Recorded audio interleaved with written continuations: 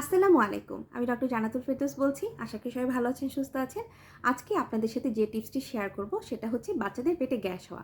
আপনারা কোন ৫ টি লক্ষণ দেখলে বুঝতে পারবেন যে আপনার বাচ্চার পেটে গ্যাস হয়েছে? আজকে এই বিষয় নিয়েই কথা বলব। ১ নাম্বার, দীর্ঘ সময় ধরে যদি বাচ্চা কান্না করে। হতে পারে সেটা ১ ঘন্টা, হতে পারে সেটা পুরো একটা দিন। নবজাতকের ক্ষেত্রে এই ধরনের সমস্যাটা বেশি দেখা যায়। দেখা যায় ৩ মাস বয়স পর্যন্ত কিন্তু বাচ্চাদের পেটে গ্যাস অনেক বেশি হয়ে থাকে। কারণ তখন হচ্ছে পরিপাকতন্ত্রটা সুগঠিত থাকে না। অর্থাৎ বেশ ছোট থাকে এবং কারো ক্ষেত্রে দেখা যায় ডেভেলপই হয় না। যদি দেখা যায় যে প্রতিনিয়ত বাচ্চার পেটে গ্যাসের সমস্যা হয় তাহলে অবশ্যই বাচ্চাকে ডাক্তারের কাছে নিয়ে যেতে হবে। ২ নাম্বার, বাচ্চা কান্নার সময় পেট মুচড়াবে এবং মুখ চোখ লাল হয়ে যাবে।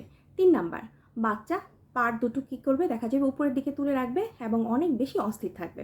৪ নাম্বার, আপনি আপনার বাচ্চাকে দেখে বুঝতে পারবেন যে আপনার বাচ্চার পেটে গ্যাসের সমস্যা হচ্ছে এবং বাচ্চা অনেক বেশি কষ্ট পাচ্ছে।